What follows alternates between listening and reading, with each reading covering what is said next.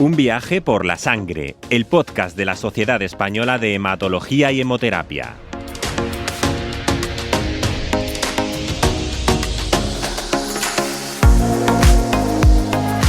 Cada 8 de mayo se conmemora el Día Internacional de la Talasemia, un trastorno sanguíneo hereditario que afecta a la hemoglobina. Cuando la talasemia se llama alfa o beta, se hace referencia a la parte de la hemoglobina que no se ha producido. Ambos tipos pueden adoptar formas leves o graves. Una de las curiosidades de esta enfermedad es que las talasemias alfa ocurren con más frecuencia en personas del sudeste asiático, Medio Oriente, China y de ascendencia africana. En cambio, las talasemias beta tienen mayor prevalencia en personas de origen mediterráneo.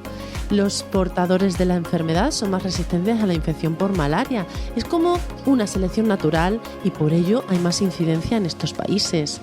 En este quinto capítulo de nuestro podcast Un viaje por la sangre vamos a conocer toda la evidencia científica disponible sobre este grupo de trastornos genéticos de la sangre.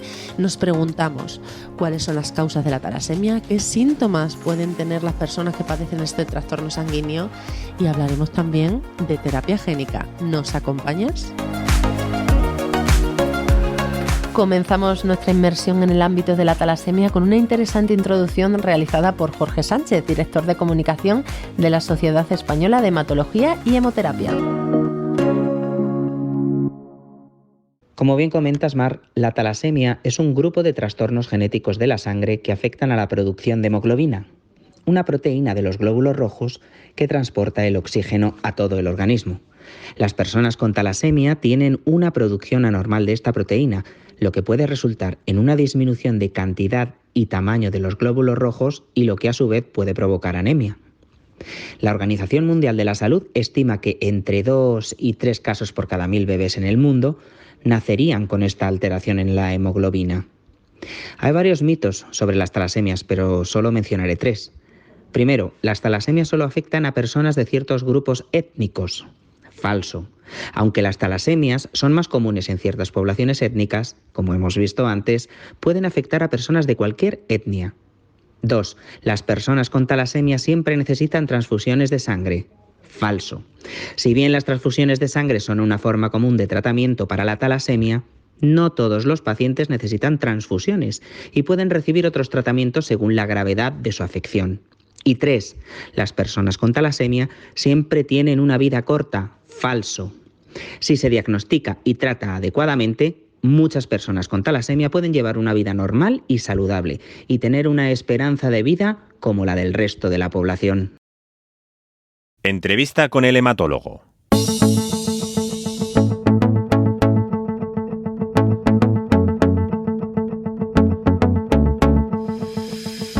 Hecho este repaso por los malentendidos comunes en relación con la talasemia, es el momento de arrojar evidencia científica.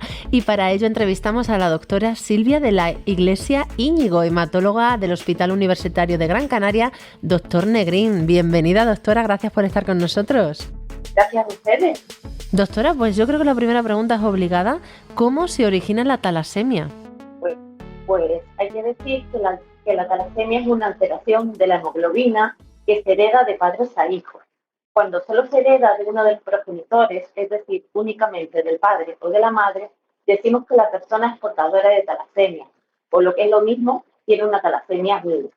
En estos casos, el paciente prácticamente no tiene ninguna sintomatología, solo únicamente que si hacemos una analítica, vemos que sus glóbulos rojos son un poquito más pequeños de lo normal y pueden tener una discreta anemia. Al principio del podcast, doctora, decíamos que las regiones donde la malaria ha sido endémica, un amplio porcentaje de la población, hasta el 30%, puede ser portadora del gen de la talasemia. ¿Esto es cierto? A ver, no específicamente del gen de la talasemia, pero es verdad que en estas zonas hasta un 30% de las personas pueden ser portador de alguna alteración de la hemoglobina, dentro de las cuales se incluye la talasemia, pero que también hay otras, como puede ser el rasgo falciforme, debido por la hemoglobina S, u otras hemoglobinopatías. Sí, porque ¿qué tipos de talasemia existen y en qué se diferencian unas de otras, doctora? A ver, hay varias clasificaciones dependiendo de la cadena de globina que está afectada y demás, pero lo que realmente nos importa es si es clínicamente significativa o no es clínicamente significativa, que sería la clasificación clínica. Y en esta clasificación las clasificaríamos en talasemia minor, que sería lo mismo que un rasgo talasémico, un portador, que es asintomático, y luego las formas que son clínicamente significativas, que son la talasemia intermedia y la talasemia mayor. De acuerdo, doctora. ¿Y cómo se pueden detectar las talasemias? Normalmente se sospecha mediante un hemograma, que es una analítica rutinaria que se hace con mucha frecuencia en los pacientes. Pero para confirmarla hay que hacer una analítica un poquito más específica, a veces con técnicas moleculares para ver exactamente el gen que está afectado y la mutación. ¿Qué síntomas desarrollan las personas que padecen de la enfermedad y cuándo comienzan a experimentarlos? Pues en los casos graves, que como hemos dicho son las talasemias mayores e intermedias, los niños empiezan a presentar sintomatología desde pequeños, al segundo año, segundo año de vida. Estos niños, por lo que refieren, es que están un poquito más, parecen que están más cansados, menos activos, y si no se tratan con transfusiones, que es como se tratan habitualmente, pues pueden tener una serie de problemas, como puede ser retraso del crecimiento y alteraciones de los huesos. Pero el caso del portador, que es la talasemia minor, como habíamos dicho, normalmente no se tiene ninguna sintomatología. O sea que el paciente no sabe, puede ser que no sepa que tiene la talasemia. Doctora, decía usted que la talasemia es debida a un gen. ¿Qué ocurre cuando dos personas portadoras de este gen tienen descendencia? Vale, pues cuando ambos progenitores son portadores, existe una probabilidad aproximadamente de un 25% de tener un hijo con una talasemia clínicamente significativa, que decíamos que son las talasemias intermedias o mayores.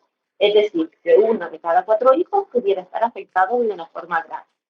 El resto de los hijos no tendrían una talasemia o sencillamente serían portadores del rasgo talasémico, pero no tendrían mayores problemas. ¿Qué tratamientos se utilizan hoy en día para las personas que tienen esta enfermedad?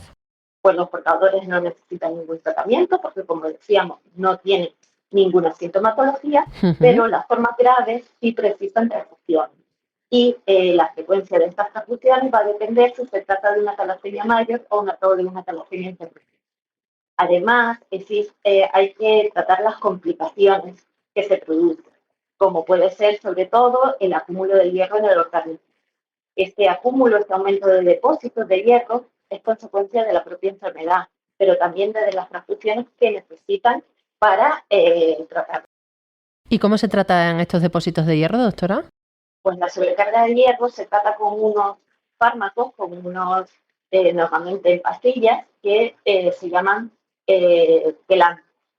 Es necesario utilizarlos porque la sobrecarga de hierro no es buena, porque se termina acumulando en los tejidos, sobre todo en el hígado y en el corazón, y pueden producir alteración de estos órganos.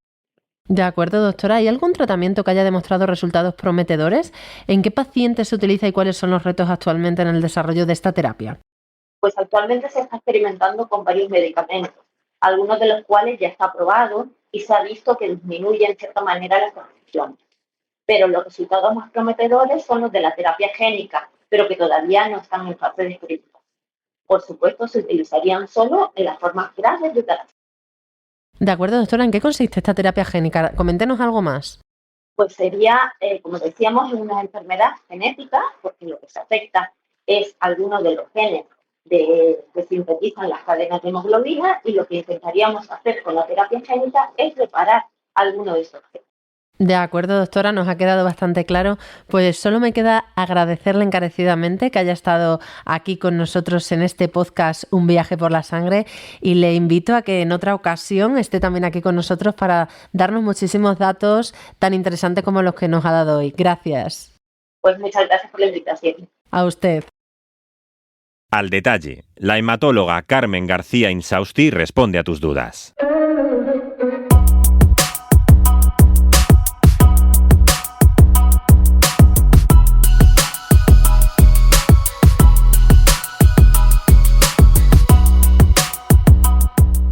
Durante estos días hemos recibido muchas dudas y preguntas a través de mensajes de voz y de texto al número 667-675-476 y al correo prensa@sehhseth.es. También alguna la hemos recibido a través de nuestras redes sociales, así es que antes de darle paso a la doctora Carmen García Insausti, queríamos trasladaros nuestro agradecimiento. Dicho esto, comenzamos con una pregunta muy interesante que nos traslada un oyente. Hola, mi nombre es Antonio y lo primero quiero felicitarle por esta sección del programa tan interesante y quiero aprovecharlo para preguntarle por la policitemia vera. Me gustaría saber qué alimentación es recomendable y qué alimento debería evitar con mi enfermedad. Muchas gracias. Hola Antonio, muchas gracias por tu pregunta. La verdad es que me agrada muchísimo que la gente esté motivada por el tema de la alimentación como complemento de su tratamiento. Pues como seguramente sabes, la policitemia vera es una enfermedad hematológica que se caracteriza por una proliferación autónoma de las células de la médula ósea que dan origen a los glóbulos rojos. Ello hace que el número de glóbulos rojos que circula en la sangre sea muy elevado o al menos elevado. Además, que la relación de esos glóbulos rojos con el plasma, que es lo que se llama hematocrito, también sea elevado, y de igual forma que el nivel de hemoglobina que está dentro de los glóbulos rojos sea alto. Todo esto hace que la sangre sea un poco más densa y que se produzcan algunos síntomas debido a ello que en cierta forma caracterizan a la enfermedad. Me imagino que en tu caso estará recibiendo el tratamiento que actualmente se utiliza para la policitemia vera y que con ello los valores de glóbulo rojo, hematocrito y hemoglobina estarán dentro de límites normales y tus síntomas estarán controlados. Pero bueno, con relación a tu pregunta sobre la alimentación, he de decirte que aunque no hay una dieta recomendada y específica para las personas con esta enfermedad, sí hay algunas cosas que pueden ayudar. En primer lugar, mi consejo es que limites el consumo de carne roja y de embutido para evitar tener un factor adicional que pueda contribuir a que suba la hemoglobina.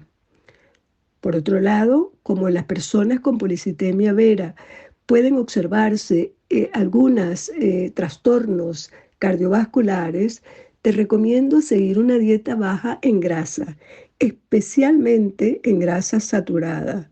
Además, que sea una dieta rica en frutas y verduras. Es fundamental por todos los medios que evites el tabaco, que te asegures una ingesta de agua al día de al menos unos 4 o 5 vasos diarios y que todo esto que te estoy diciendo lo complementes con una actividad física diaria acorde con tu condición, con tu edad, etc. Bueno, Antonio, estos son mis consejos sencillos, pero recuerde que cada vez que vayas a la consulta debes hablar con tu médico sobre esto, porque probablemente conociéndote él mejor que lo que te puedo conocer yo, te va a dar consejos más acertados. Muchísimas gracias, Antonio, y un saludo, pues. Muchas gracias por la explicación, doctora. Tenemos otra duda. Hola, soy Lucrecia. ¿Es cierto que los pacientes con hemofilia también tienen un mayor riesgo de desarrollar artritis? ¿Por qué? ¿Se puede prevenir? ¿Y cómo? Muchas gracias, doctora García Insausti. Hola Lucrecia, muchas gracias por tu pregunta. Me ha parecido muy interesante y además me va a permitir aclarar algunos conceptos. La hemofilia es un trastorno heredado de la coagulación que hace que la persona sangre espontáneamente o ante cualquier traumatismo, por mínimo que sea. Se debe a un déficit de los factores 8 o 9 y por eso existen dos formas. La hemofilia A, que es producida por déficit del factor 8, y la hemofilia B, producida por déficit del 9. La A es más frecuente que la B. Los sitios más frecuentes de sangrado ante pequeños traumatismos son las articulaciones. Ahora bien, ese sangrado dentro de la articulación produce dolor a veces muy agudo, sensación de presión y genera un cuadro de inflamación con calor local, enrojecimiento y muchas veces disminución de la movilidad de la articulación, que es lo que se llama artritis. Las articulaciones usualmente más afectadas son las rodillas, los codos, los tobillos, los hombros, las muñecas, las caderas, es decir, en general, cualquier articulación que sea sometida a un traumatismo. Lo importante yo creo que aquí es enfatizar en que estos cuadros de sangrado e inflamación articular se observaban sobre todo en el pasado. Actualmente, con el enfoque preventivo que se le da a la enfermedad y el tratamiento profiláctico que se hace en la hemofilia, este tipo de manifestaciones ha disminuido significativamente.